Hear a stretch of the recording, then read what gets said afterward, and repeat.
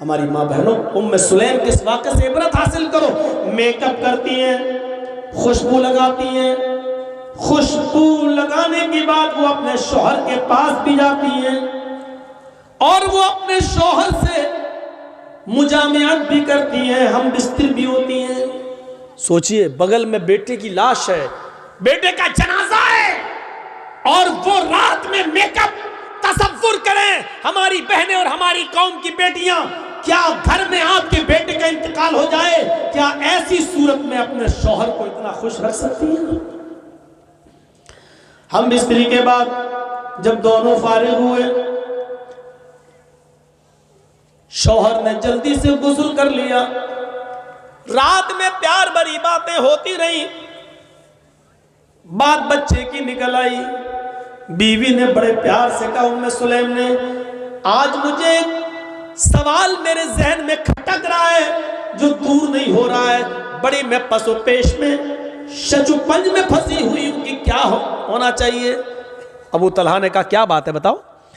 کہا کہ میری ایک سہیلی نے کچھ مہینے پہلے ایک امانت میرے پاس رکھی تھی جو بہت قیمتی امانت تھی, اور یہ کہا تھا کہ میں کہیں دور جا رہی ہوں, 2-4-6 مہینے کے بعد جب میں واپس آ جاؤں تو میری امانت واپس کر دیجئے.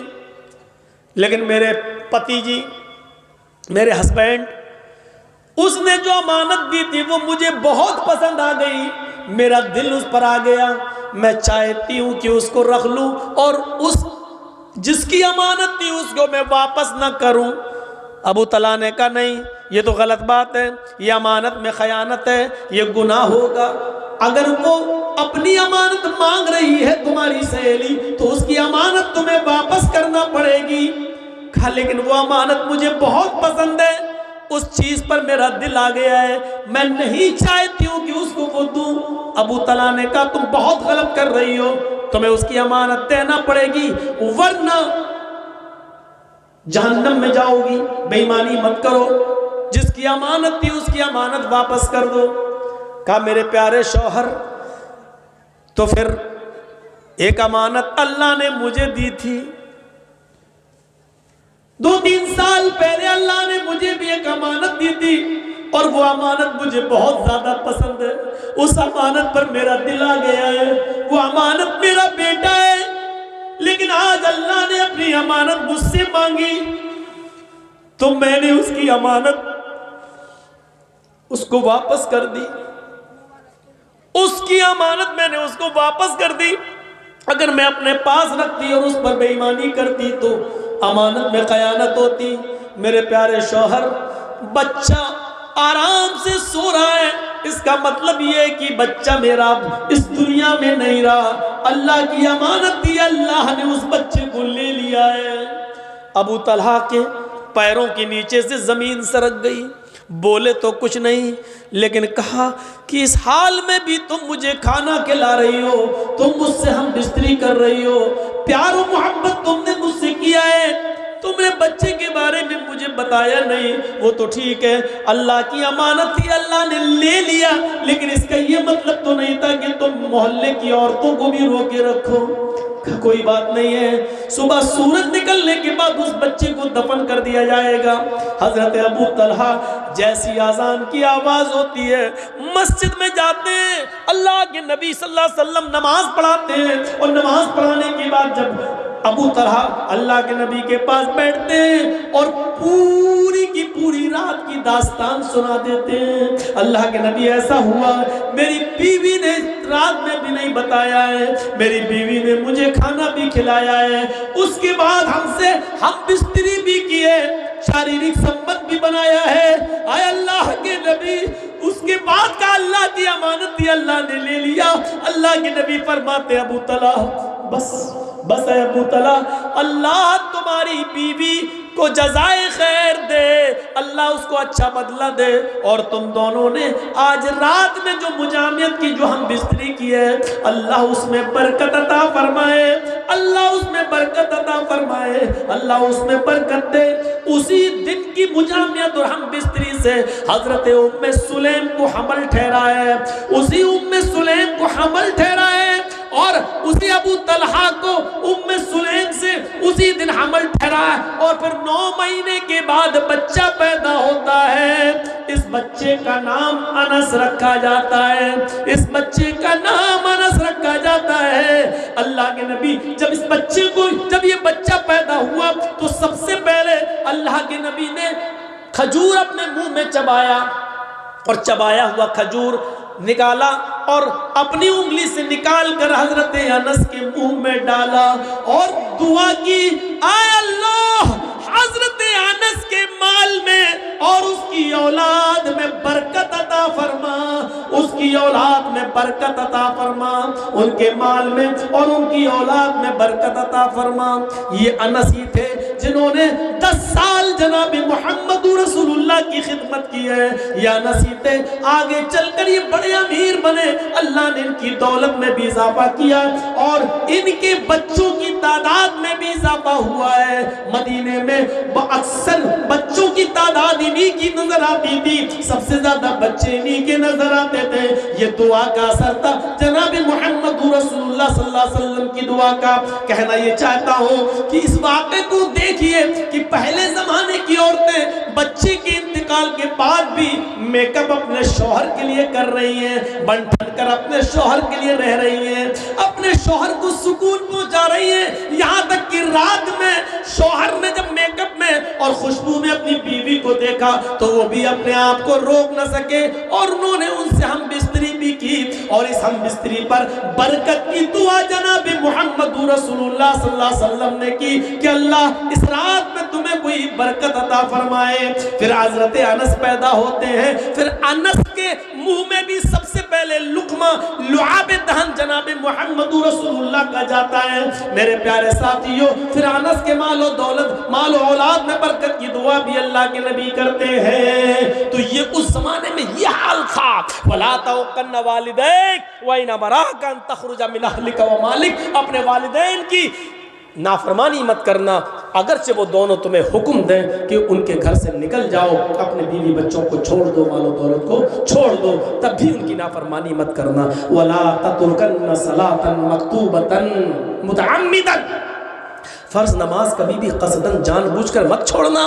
फ़इन्न मन तरका सलातन मक्तूबतन मुतअम्मिदन फ़क़द बरियत मिन्हु ज़िम्मतुल्लाह, जो फर्ज नमाज कसदन जानबूझकर छोड़ देता है अल्लाह की जिम्मेदारी उसके ऊपर से हट जाती है। जब नमाजी नमाज न पढ़े और फर्ज नमाजों का जनाजा निकलता रहे तो अल्लाह की उसके ऊपर कोई जिम्मेदारी नहीं है। मरे कटे कुछ भी हो, फिर अल्लाह की कोई जिम्मेदारी उसके ऊपर नहीं रही है। फ़क़द बरियत मिन्हु ज़िम्मतुल्लाह, अल्लाह के जिम्मे से वो आदमी निकल गया है जो फर्ज नमाज की पाबंदी नहीं करता है। और चौथी चीज बताई, वला तशरबन्न खम्रन फ़इन्नहु रअसु कुल्लि ज़ंबिन, और सुनो कभी शराब मत पीना, किसी भी कंडीशन में शराब को हाथ मत लगाना। फ़इन्नहु रअसु कुल्लि ज़ंबिन, इसलिए कि वो हर बुराई की जड़ है, हर बुराई की जड़ शराब है। शराब पीने के बाद जिना करने का दिल करता है, शराब पीने के बाद चोरी करने का दिल करता है, शराब पीने के बाद माँ बाप के सामने, माँ और बाप के सामने गाली देने का दिल करता है।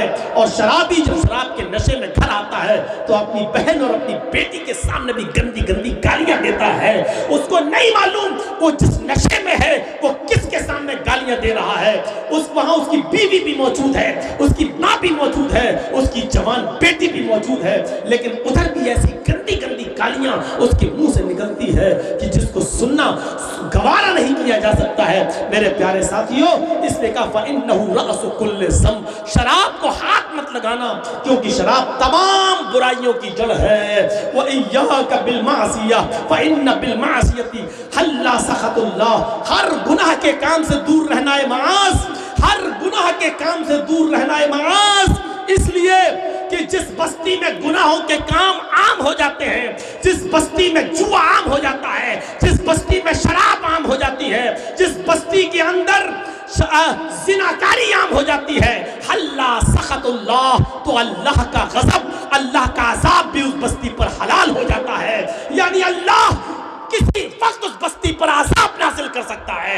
सुन लो लॉटरी खेलने वालों, सुन लो IPL का मैच में शर्तें लगाने वालों और सट्टेबाजी करने वालों, जुआ खेलने वालों, जिस بستی کے اندر جوا عام ہو جاتا ہے، جس بستی کے اندر شراب عام ہو جاتی ہے، جس بستی کے اندر بے پردگی عام ہو جاتی ہے، جس بستی کے اندر زناکاری عام ہو جاتی ہے، حلا سخط اللہ، اس بستی پر اللہ کا عذاب حلال ہو جاتا ہے۔ یعنی اللہ کے لیے حلال ہے کہ اس بستی کو کبھی بھی تباہ کر دے، اس بستی پر کبھی بھی اپنا عذاب نازل کر دے، اس بستی کو جب چاہے تہو تیگ کر دے، پلٹ دے اور ملیا میٹ کر دے، ملیا میٹ کر دے، جب چاہے تب تباہ کر دے، کیونکہ اب اس بستی پر اللہ کا عذاب حلال ہو گیا ہے۔ میرے بھائیوں، اور مزید جو 5 باتیں ہیں وہ اب اور نہیں آگے ہم بڑھ سکتے ہیں 10 چیزوں میں سے، کیونکہ ہمیں معلوم ہے کہ ان 5 چیزوں کی طرف گئے تو ابھی 1-1.5 گھنٹہ اور چلا جائے گا۔ میرے پیارے ساتھیوں، یہ جلسہ آپ کا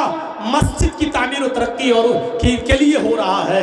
ایک وقتیہ مسجد ہے، ایک جامع مسجد ہے، دونوں مسجدوں کی ترقی کے لیے ہو رہا ہے۔ اور ایک بات سنتے ہی جائیے گا یہاں سے کہ ایک بار مدینے کے اندر جب مسجد نبوی بن کر تیار ہوئی تو اتنا تیل نہیں تھا کہ چراغ جلا کر نماز پڑھ سکیں۔ 2-3 مہینے تک اندھیرے میں نماز ہوتی رہی۔ مسجد نبوی بننے کے بعد فجر کی نماز میں اندھیرا رہتا تھا، مغرب کی نماز میں اندھیرا رہتا تھا، عشاء کی نماز میں اندھیرا رہتا تھا، اس لیے کہ کسی کے پاس اتنا تیل نہیں تھا کہ وہ چراغ جلا سکیں، اتنا تیل نہیں تھا۔ 3-4 مہینے کے بعد ایک بار عشاء کی نماز پڑھانے کے لیے اللہ کے رسول مسجد نبوی میں گھسے تو کیا دیکھتے ہیں کہ مسجد نبوی کے کونے میں چراغ جل رہا ہے اور چراغ کی روشنی میں صحابہ کے چہرے جگمگا رہے ہیں۔ اللہ کے نبی صلی اللہ علیہ وسلم نے پوچھا، یہ چراغ کس نے جلایا؟ ایک کونے سے آواز آئی، حضرت صحابی کی، حضرت تمیم داری کی، کہ اللہ کے رسول ہم نے جلایا ہے، ہمارے پاس ایکسٹرا کچھ تیل تھا وہ میں لایا اور اس تیل سے چراغ جلایا ہے میں نے۔ اے اللہ کے رسول، آج کے بعد مغرب اور عشاء اور فجر کی نماز میں اس مسجد میں چراغ جلے گا اور تیل کی ذمہ داری میری ہے، وہ تیل میں لا کر دوں گا۔ اللہ کے نبی نے نماز پڑھائی، نماز پڑھانے کے بعد تمیم داری نے پوچھا، اے اللہ کے نبی کیا کوئی غلط تو نہیں کیا میں نے چراغ جلایا ہے، اس مسجد میں روشنی کر دی ہے، کوئی غلط تو نہیں کیا؟ اللہ کے رسول نے نماز پڑھانے کے بعد کھڑے ہو کر حضرت تمیم داری کو اپنے سینے سے لگایا اور گلے سے لگانے کے بعد کہا، قد نورت الاسلام، اے تمیم، تو نے مسجد نہیں چمکائی ہے، تو نے آج پورا اسلام چمکا دیا ہے، پورا اسلام روشن کر دیا ہے، پورے اسلام کے اندر روشنی پیدا کر دی ہے۔ اے تمیم داری، آج تو نے صرف مسجد میں روشنی نہیں پیدا کی ہے بلکہ پورے اسلام کو روشن کر دیا ہے، پورے اسلام کو چمکا دیا ہے۔